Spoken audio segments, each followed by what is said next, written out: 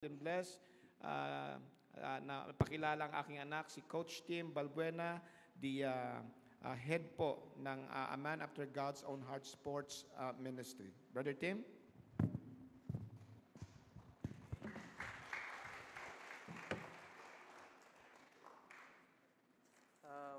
Narinig niyo po ako? Hello. Unang-una po, manghihiling lang po muna ako ng dalawang pabor. Unang-una po, tubig siguro dito.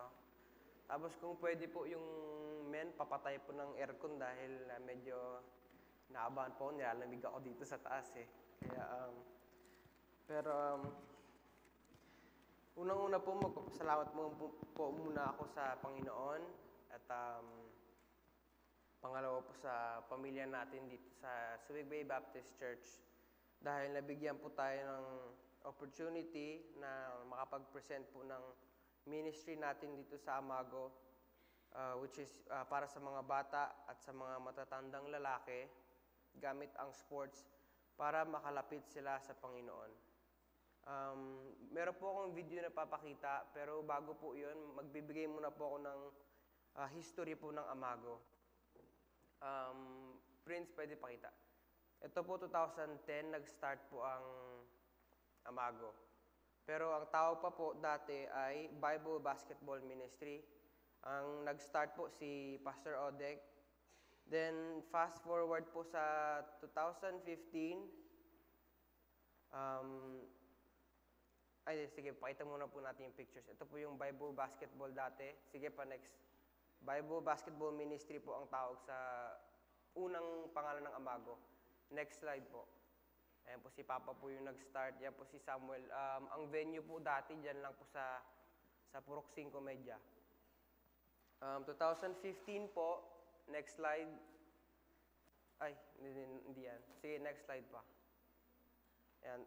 2015 po, si Pastor Ronnie Kerubin po ang ginawang director ni ni Pastor Odek sa Bible Basketball Ministry.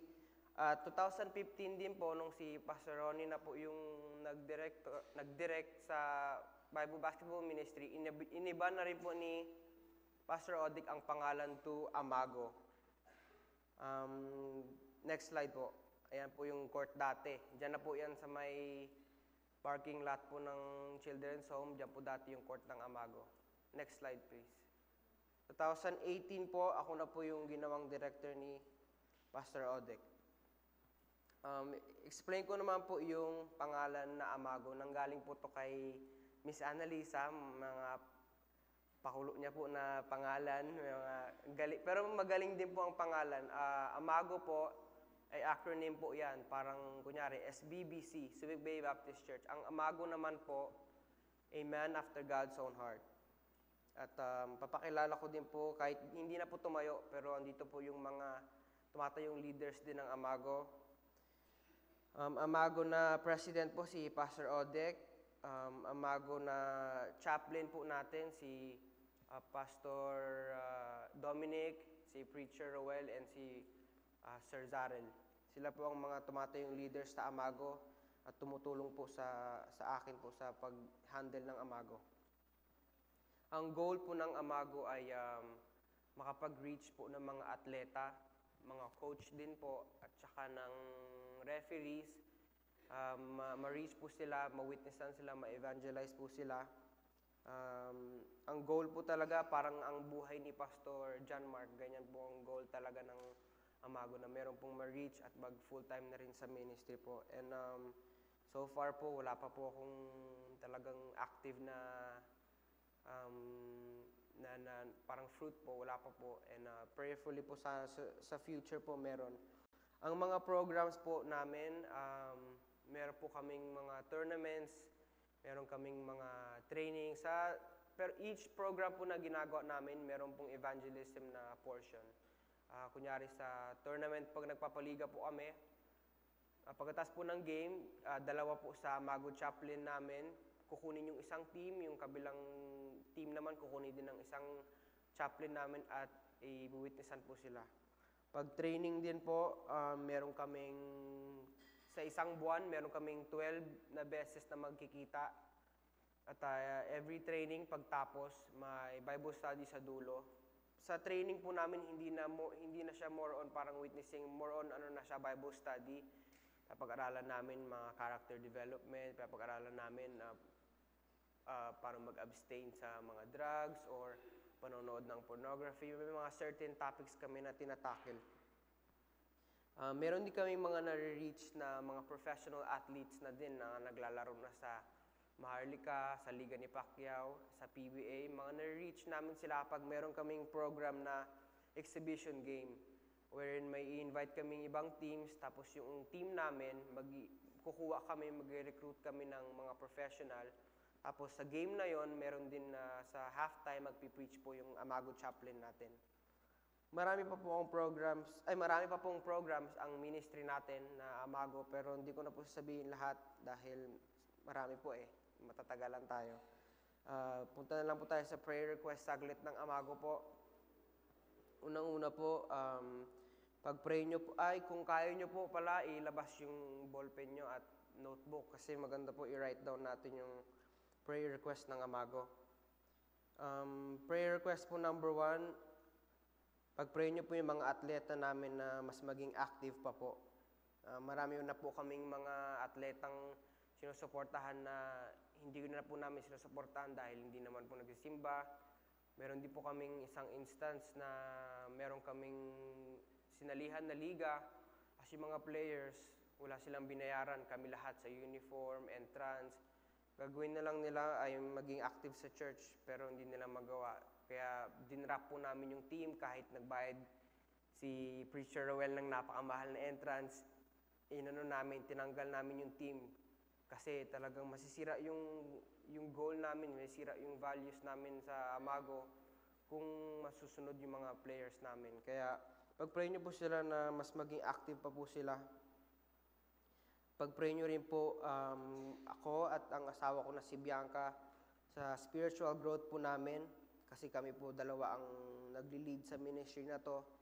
And we need your prayers po na mas maging dedicated po kami makinig sa mga sermons, mag-aral pa po personally ng Bible. So, pag-pray nyo po yung spiritual growth namin, also sa paglaki din po ng amin mga anak.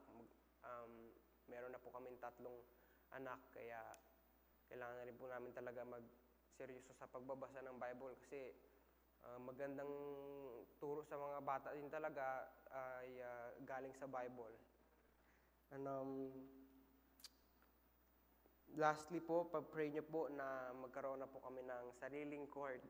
Kasi po ang court po namin dito ay wala pong bubong. Kaya pagpatak ng ulan, wala po kaming nagagamit na court, nag-renta pa kami sa iba. And so yun lang po yung prayer request namin. And panoorin po natin yung video.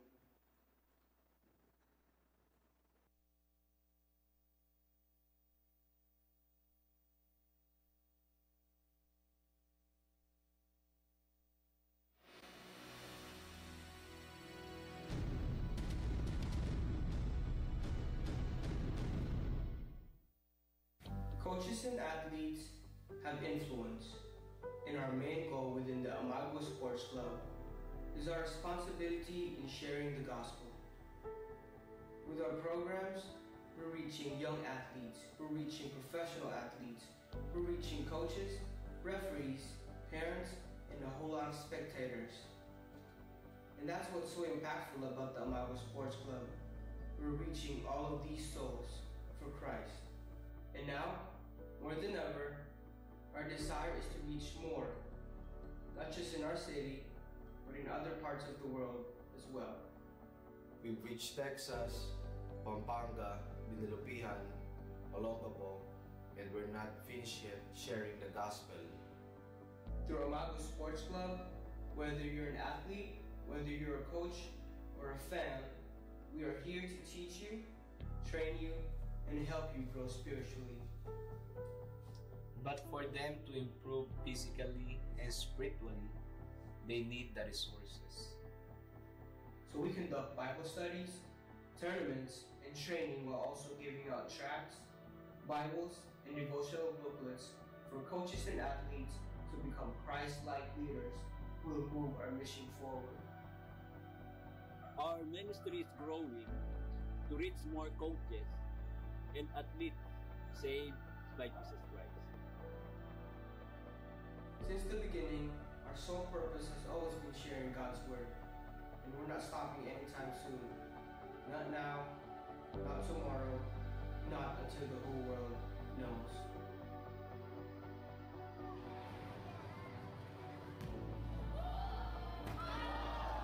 Panginoon, isuko mo yung buhay mo sa Kanya. Kilalanin mo siya na siya yung iyong sariling Panginoon at tagapagligtas. 26 years later, by the grace of God, I can say with the Apostle Paul, I'm not ashamed. I have something in my life I don't have to be ashamed of. And you look into your heart, you look at your life, and you see the sin in your life. You realize you're a sinner. And you know what? You need to be ashamed of your sin.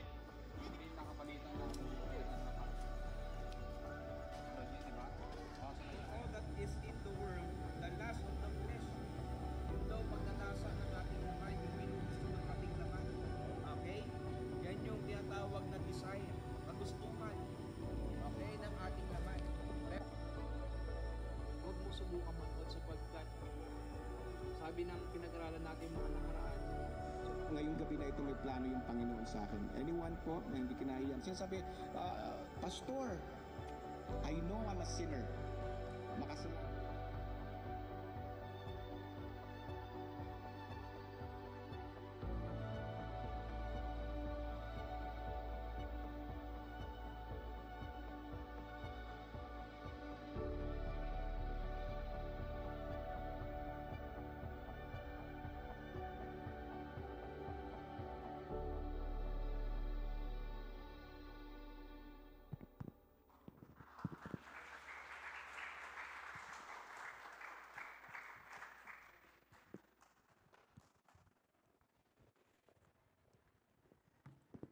Hello.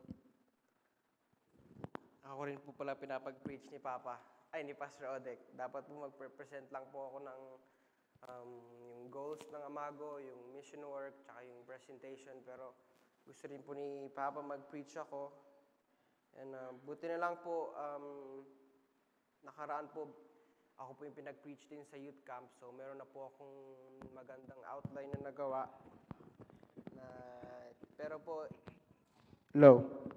Pero po, inayos ko naman. Pinlansya ko pa po ng mas maganda.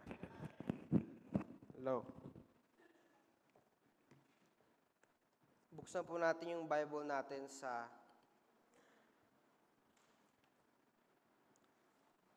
Psalm chapter 11, verse 1. Tayo po tayo lahat. Psalm chapter 11, verse 1. Lahat po tayo magbasa. Verse 1. Ready, begin. In the Lord put I my trust. How say ye to my soul, flee as a bird to your mountain? Pwede na po kayo mo po. Pray muna po tayo bago mag-start. Hello. Lord, thank you for this day, Lord. Thank you po sa evening na to po, Lord, na binigyan niyo po ng opportunity makapag-preach po ako, Lord. And salamat po, Lord, na na-present ko rin po yung ministry po ng Amago. And bless niyo po yung evening namin, Lord, na meron po kaming matutunan. Natulungan niyo po ako, Lord, na hindi po mag-jumble-jumble mga words ko, Lord, na mga sasabihin ko, Lord, hindi mag-mix-mix, Lord. Tulungan niyo rin po na makinig po yung mga nakikinig, Lord. Help them, Lord, na maintindihan nila. Bless this evening, Lord, and patawad sa mga ginaming kasalanan, sa mga iniisip namin, mga ginagawa namin, Lord, na mali pa din. Thank you for everything, Lord. In your name I pray, amen. May mga, wait lang po Hello.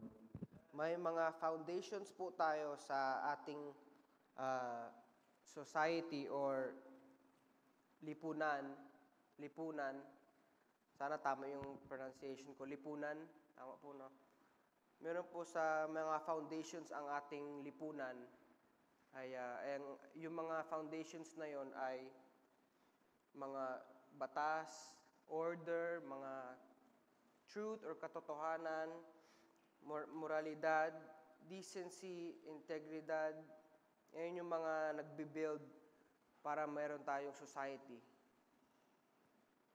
Ang mga humanist and woke crowd, sila ang nagkokontrol sa ating eskwelahan, mga ating gobyerno, at ating media, sa mga balita.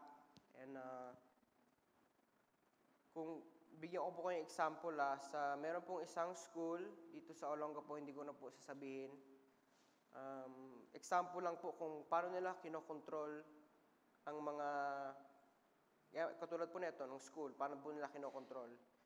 May isa pong school dito sa Olongapo, gumawa sila ng program na isang drag race.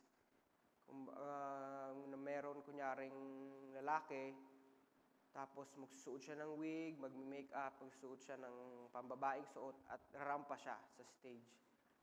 At ito po ay na talagang ginagawa nila sa schools dito sa Olongapo. Nasusunod yung mga ganyan na ideas. Nasisira ang ating pundasyon sa ating society. Pilit at determinado silang atakihin yung mga bagay na moral, bagay na desente. Sinisira nila yan, yung mga pundasyon na yan sa ating lipunan. Sinisira po nila yan. Kasi pag nasira yan, ay ibig sabihin nun, meron ng bagong space, may espasyo na.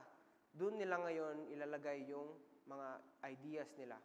Kasi wala na yung sa atin wala na yung Christian na values sa school, tinanggal na nila. Tapos, anong i-replace nila doon? Yung mga ganyan na paniniwala nila na, alam nyo naman yun yung nakaraan din, di ba? Yung gusto nila ipasa na bill na magpapasok sila ng sex ed sa school. Buti na lang si presidente natin ay magaling at hindi niya itinupad yun. Buti na lang po may mga ganun pa rin leaders. Pero, ayun po, for example, yung mga ganun po, na-replace na po yung mga paniniwala natin dati na conservative at pinapasok nila yung mga bago nilang ideas. And meron din pong pagkikilos na nangyayari sa ating society ngayon. Ang tawag po doon sa ginagawa nila ay cancel culture. Ang pagka-cancel, parang X ka sa akin, parang ganon. Nagka-cancel mga tao. Ang ibig sabihin po ng cancel ay yung pag-alis ng suporta sa isang tao o kaya grupo o kaya organization dahil sa kanilang paniniwala or sa kanilang action or opinion na considered na nakakasakit or offensive. Sabihin na natin na kunyari nakaraan for example, ito totoo po ito, nakaraan si Pacquiao. Arguably, siya yung pinaka-the best na boksingero, hindi lang sa Pilipinas, buong mundo. Mula po nakagawa ng ginawa niya na 8-time division na champion siya. Ganun po, isipin nyo, gano'n na po kataas si Pacquiao. Pero meron siyang ginamit na isang comment patungkol sa mga LGBT. Automatic, tinanggal siya ng sponsorship ng Nike. Sobrang nakagulat yun. Pero ganun po, kinancel si Pacquiao dahil meron siyang comment sa LGBT. Ganun po yung ibig sabihin ng cancel culture, ng cancel na yung paniniwala mo na obviously tama naman since hindi parehas sa paniniwala ng kamunduhan na bago na ideas, cancel ka nila. Or in other words, tatanggalan ka din ng trabaho. Our society has turned its back on God and His truth. That is why us Christians need to copy Pacquiao and get canceled from this evil society. Gayahin po natin yung ginawa ni Pacquiao na kapag kailangan natin tumayo sa katotohanan, magpa-cancel po tayo. So, sana po naiintindihan niyo na po yung ibig sabihin ng cancel, no? Yung cancel. Yung totoo po na nangyayari ngayon yan. Sa society po natin ngayon, talagang nangyayari yan na may mga naka-cancel na tao dahil sila ay conservative dahil sila ay naniniwala sa mga values ng Bible. Since naniniwala sila sa Bible, sinusunod nila yung values ng Bible, yung mga utos ng Bible, sila ay natatanggal sa trabaho nila. Totoo po nangyayari itong cancel culture na to. Kaya po ang napili kong topic ay, why do we need to get canceled? And huwag na po tayong patagal. Sa first point po, bakit po kailangan natin ma-cancel sa society? Unang-una po, because God is the God of order. Buksan po natin Bible sa 1 Corinthians 14:33. Ito meron na po pala sa ano. For God is not the author of confusion, but of peace, as in all churches of the saints. Our God is the author of order.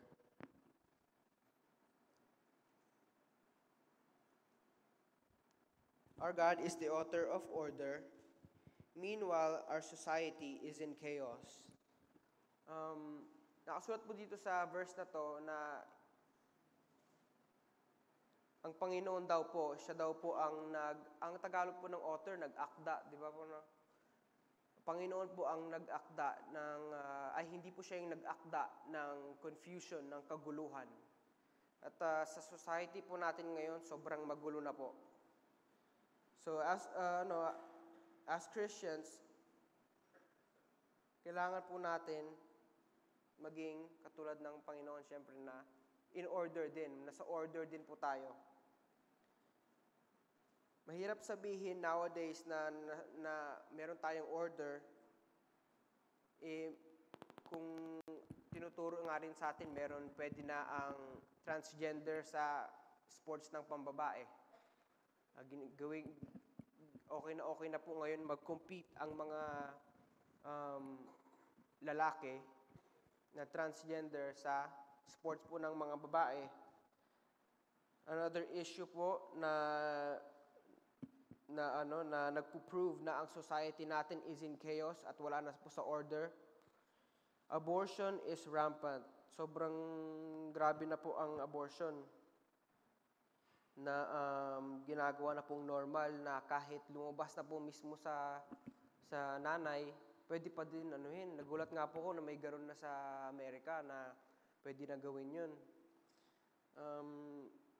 Marami po nagsasabi na yung abortion daw po ay yung baby daw, hindi pa naman daw baby. Ay, yung cells na yun, hindi pa naman daw baby. Parang ano lang din po yun eh. Parang yung asawa ko po, mahilig po siya mag-bake. Pag gumawa po yung asawa ko ng cake, may ano pong recipe ng cake? Ano po bang recipe? Ano ba? Flour? Tama po ba? Flour, eggs. Pag nilagay niyo po yan sa table, may nagbe-bake si Bianca na nilagay niya sa table lahat ng recipe niya. Ready ko na to para gumawa ako ng cake. Tapos lumapit ako, ginanon ko lahat. Tapos sabi niya, ba't mo ginanon yung cake ko? Sabi ko, hindi naman cake yan eh. Tapos sabi niya, pero 3 oras cake na sana yan. Ganoon din po sa abortion eh. Naiintindihan ko, parang ganoon din sa abortion eh. Napapatayin mo yung hindi pa baby. Pero in 9 months, baby na yan eh. Kaya magandang argument po yun sa mga pro na abortion.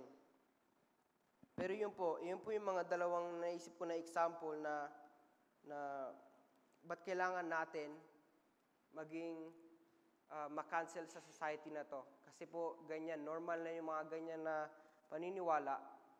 At ang Diyos po natin ay Panginoon po siya na organize. Diyos po siya na organize na hindi po siya, sabi diyan na hindi siya nag-akda ng kaguluhan. Siya po ay organized, siya po ay meron order. Yung mga ganito po na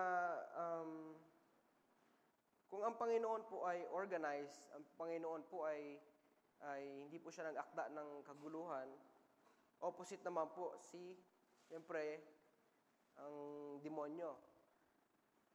Siya po ang nag-akda at tatay ng kasinungalingan. Yung mga ganito pong mga ideas na mga abortion, ng mga ganyang transgenderism, lahat po yan nanggagaling sa demonyo. At ang demonyo po sinasabi sa mundo din na tayo mga Kristiyano ay umupo lang. Kasi pag ay umupo lang kayo at manahimik lang, huwag kayo maki sa society, huwag nyo sabihin kung anong kailangan ko gawin sa katawan ko. This is katawan ko to eh. Pero huwag natin gawin yon. Kailangan natin tumayo, sumigaw, itaas natin ang katotohanan. So, ba't po natin kailangan ma-cancel? Number 1 po kasi, God is the God of order. Naintindihan niyo po yung first point? Sana po naintindihan natin. Second point po natin, ba't kailangan natin ma-cancel sa society ngayon? Acts chapter 5 verse 29 po. Then Peter and the other apostles answered and said, "We ought to obey God rather than men." As Christians, we should rather be obedient to our God rather than your teacher o kaya yung boss mo, even if it hurts their feelings. So, mas maganda na maging obedient tayo sa Panginoon. Paibalik nga po, Pastor, sa verse natin. We ought to obey God rather than men. Porque sinabi ng boss mo, Pride Month ha, kailangan lahat ng desk nyo mayroon mayroon rainbow na flag. Sana tayo mas makinig tayo sa ating pastor at sa Bible at sa Panginoon. Kasi it clearly says sa Bible na hindi naman din sumusuporta sa mga paniniwala ng LGBT. So, tayo sa katotohanan and huwag tayo sumuporta sa mga ganyan na turo sa sanlibutan. Kahit nakakasakit na tayo. Magbibigay po ako ng isang example. Nung ako po yung nag-aaral dito sa isang school sa Olongapo, hindi ko po sabihin yung school. Pero example po na nung kailan mas pinili ko sumunod sa Panginoon, sa paniniwala ng Bible, kaysa sa kalokohan ng aking teacher na philosophy teacher ko po siya dyan po sa may school ko po dati sa Olongapo. Sinabi niya po dati na nag-aaral po ako ng nagsabi niya po na yung Genesis daw po ay yung creation daw po, hindi daw po 7 days. Kung hindi daw po 7 days. 1 million years daw ginawa yung creation. Tapos ako sa classroom, siyempre sobrang familiar na ako sa creation, siyempre since bata pa ako. Ako lang ako doon, parang nagdalawang isip, magsasalita ba ako? Hindi. Finally, nung tapos na siya mag-lecture, sa harap ng lahat, tinaasan ko yung loob ko. Sinabi ko, "Sir, may tanong ako, ganun-ganun." Sabi ko na, clearly nakasulat naman sa Bible na ginawa ng Panginoon yan in 7 days. Sabi niya, hindi, may mga explanation niya, malalim ang Bible, hindi mo alam lahat, ganun-ganun. Sabi ko, nakasulat po na 7th day na nga mismo nakasulat eh. Basta po ang nangyari sa dulo, nagalit po ang aking teacher, tapos ang mga classmates ko ay na-offend, bastos daw ako sa teacher. Pero pauwi na po ako sa bahay, ako'y natuwa na pinagtanggol ko yung Bible, pinagtanggol ko yung Panginoon. And masarap sa pakiramdam na tumayo ka sa katotohanan. Kahit nakasakit ka, at least nasa tama ka. And meron pa akong isang example din na patungkol sa katotohanan nga, walang pakisa na naramdaman mo. Konektado din po siya sa verse natin na we ought to obey God rather than men. Meron po akong pinapanood lagi sa Facebook ng lalaki, si Charlie Kirk. Magaling po siya na public speaker, magaling siyang activist. And meron siyang sinabing maganda na i-repeat ko po. Sabi niya, pag may nagsabi daw sa kanya na, Charlie, that's not very nice. Parang hindi maganda sabihin niya, nakakasakit ka na. Sinabi niya po, bingo. We should not strive to be nice. We should strive to be obedient to our God. And His word says, we ought to obey God rather than men. Sobrang nagulat ako sa sinabi niya na yan. Sobrang nagandaan ako. Kasi, ipakita dito talaga yung verse na to na yung katotohanan nga na kahit nakakasakit ka na, what's right is right. What's true is true. And mahirap din kasi maniwala, mas madali maniwala sa Panginoon at mag-trust sa Panginoon kaysa sa tao. Punta tayo sa Romans 1:22, bonus lang po ito na verse. Romans 1:22. Kaya mahirap maniwala sa mga tao din dahil sa verse na to. Romans 1:22. Professing themselves to be wise, they became fools. Pansin ko din po, itong verse na to, nag-a-apply din siya sa mga nakikita ko rin na video lagi sa social media. Nakikita ko na, napapansin ko po na lahat ng mga ideas na nakikita ko na transgenderism, yung mga bagong, yung mga lagi nasasaktan na damdamin, lagi ko po napapansin, lagi on school grounds ko nakikita, lalo-lalo na sa mga college campuses. Sa States po, ganun na senaryo. Sa Amerika, ganun po. Lahat po ng mga arte na na-offend lagi, lahat po ay sa college campuses. Pagdating po sa Pilipinas, walang pinagkaiba.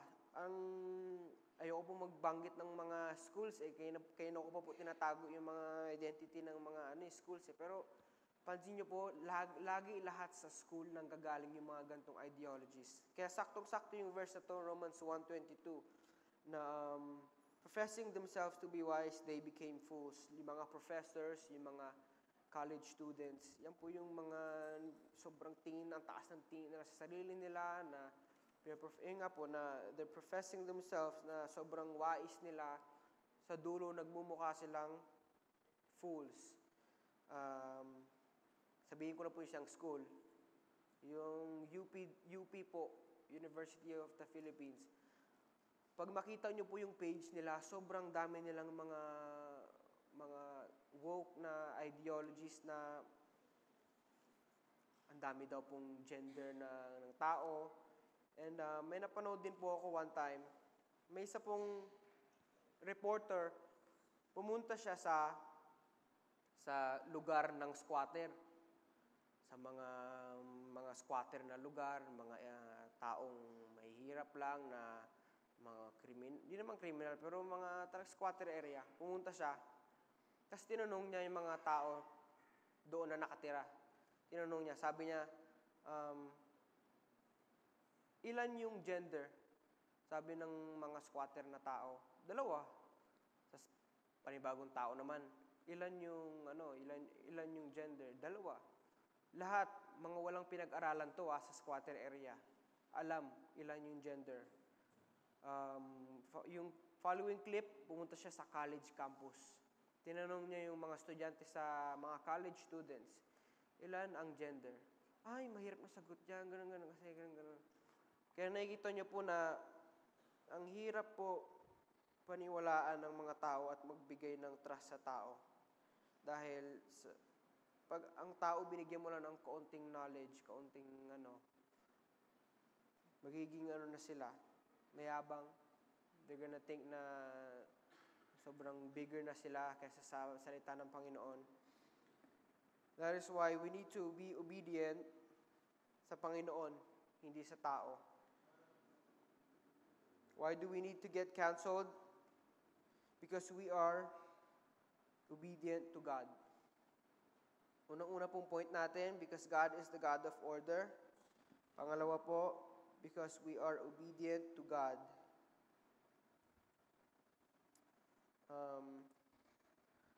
Last point po natin, why do we need to be canceled sa society. Number 3, because God have our backs. Punta na po tayo sa text talaga natin, which is Psalm 11, verse 1. Psalm 11, verse 1. In the Lord put I my trust. How say you to my soul, flee as a bird to your mountain? Nakasulat, ito pong verse na to ay kadugtong po to ng Samuel eh. Bale si Saul po, pipikon na po siya kay David. Kasi naiingit siya dahil si David, mahal siya ng mga tao, na idol siya, na pag buwabalik sila galing gera, si Saul ganito lang pinatay, pero si David ganito kami pinatay. Talagang idol nila si David. Kaya David was being hunted by King Saul. Hinahunting na siya ni King Saul. Sobrang inis ni King Saul kay David. Inano niya na si David. Pinapapatay niya na. Kasi parang nakikita niya na yung future niya. Ito yata yung ng trono ko So pinapatay niya si David dahil sa kainggitan ni King Saul. Instead of flying away like a bird up to the mountain to hide, imbis na magtago si David, dineklara niya po ang Panginoon bilang isa niyang refuge. Dineclare po ni David ang Panginoon isang refuge niya. Inano po ni David, nilagay niya po yung trust niya sa Panginoon na ingatan siya. Kahit si Saul, na isang hari, ang dami niya pong mga tao, ang dami niya pong tauhan, ang dami niyang mga well-armed po sila, marami silang mga, kumbaga, yung mga sundalo ngayon, di ba, high grade talaga yung mga barel. Sila, ng panahon na yun, sa kanila lahat, chariot panghabol, mga, siguro archery, o kaya mga sword. Sobrang well-armed sila, ang dami nilang tauhan. Pero si David, pinut niya yung trust niya sa Panginoon para ingatan siya. Kahit alam niyang si King Saul, maraming resources na o paraan mapatay siya. Compare din natin to sa sitwasyon natin ngayon, sa sitwasyon natin ngayon sa society natin. King Saul, siya kunyari ang cancel culture. Habang tayo si David, tayo mga Kristiyano, kung nasa Panginoon ang tiwala natin, parang si David, bakit tayo tatakbo sa cancel culture, which is si King Saul? Ba't tayo matatakot matanggal sa trabaho? Ba't tayo meron naman tayong sasandalan. Ang point natin dito sa pangatlo, because God have our backs, ayan po yung pangatlong point, bakit kailangan natin ma-cancel sa society, kasi ang Panginoon, kayang-kaya naman tayo saluhin. Katulad ni David po, na hinahunting na siya ni Saul, hindi siya natakot kasi alam niya ang Panginoon po ay nasa tabi niya po. Ganoon din po tayo. Tayo po tayo sa katotohanan, tayo po tayo sa mga woke ideologies na to na pilit nilang pinupush sa ating society, sa ating schools, gobyerno, sa ating media, ginagawa nilang normal.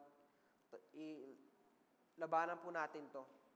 And kahit ma-cancel tayo, matanggal tayo sa trabaho, ay okay lang yun. Dahil meron naman tayong Diyos na sasambot sa atin. And quick story lang po na nangyari sa akin din last year. Meron akong, nung nagpapaliga po ako last year, meron isang team na sobrang gusto ko po. Kasi sila ay lagi fully paid, sila po ay lagi on time magbayad, tas mababait po sila, at saka magagaling din po yung mga players nila. So, syempre, bilang ako yung nag-organize ng paliga, ayaw ko sila matanggal kasi gusto ko sila eh. One time, pumunta sila sa game, meron silang dala na tomboy. Paalam sila, Coach Tim, baka pwede ito maglaro. Basically, they put yung reputation ng Amago and my reputation and our values put on the line po, tinest ng Panginoon na ano yung gagawin ni Tim.